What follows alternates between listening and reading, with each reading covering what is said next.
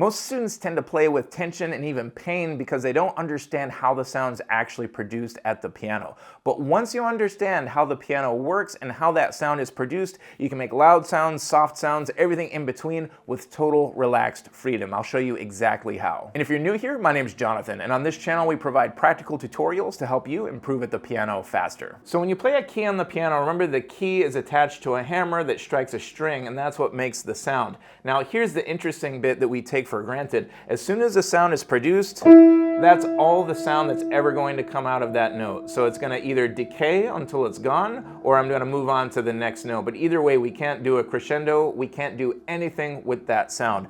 And so any extra pushing, like I could push this key with all my might, and it is never ever going to change that sound. So it stands to reason that any excess pressure or force is only going to make me tense here and here in my forearm. So once you have an understanding of how that sound is produced, we have a better understanding of how to create the sound we want while playing with total freedom. And it's all about the speed of the key strike and using momentum and gravity to create the sound. So for example, if I want to play a loud sound, I want to get a little bit of space here so I have some room to, sometimes I call it a finger swing. That's not really the best term for it, but I'm kind of dropping my finger onto the key quickly for a fast strike.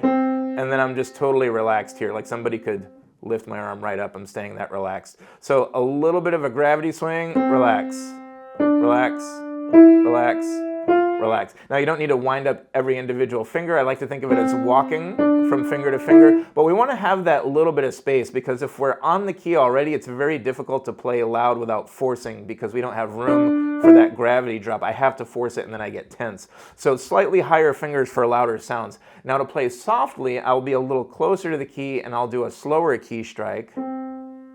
Again, making sure I'm keeping with each key just enough weight to keep the key down without any excess force.